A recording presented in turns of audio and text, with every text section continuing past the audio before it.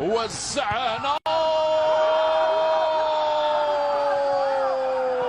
وهي مخالفة.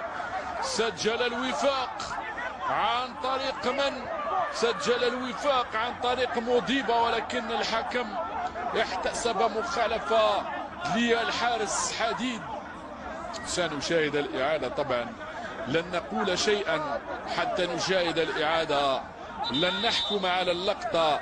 هاي كرة طار بن خليفة باتجاه الأمام، خرج. ماذا هناك؟ ماذا هناك؟ ماذا هناك؟ ماذا هناك؟ ماذا هناك؟ الهدف في اعتقادي صحيح. شاهد كيف صعد اللاعب مع المدافع، الاحتكاك كان عادي في اعتقادي.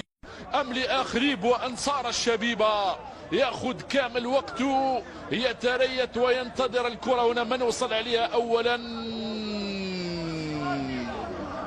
يبدو بأن خريب وصل على الكرة أولا. في كرة القدم مباراة بطولة بين أخوين، بين مدني وبوسدر. بوسدر متألق ومدني صاحب خبرة. بوسدر لاعب شاب ومدني متألق. حركهم على المدرجات، ولكن حركهم من خلف الشاشة بكيفية ممتازة وفي لحظة غفلة دفاعية. شاهدوا على جمهور الشبيبة. المهم أن المباراة وفت بوعودها في تغيير من جانب الشبيبة. اللاعب رقم 10 من سيدخل، أو 10 دقائق من الوقت بدل الضايع.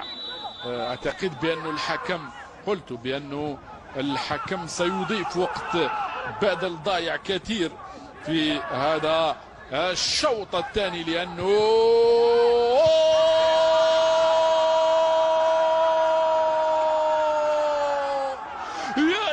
على العودة في النتيجة مرة أخرى.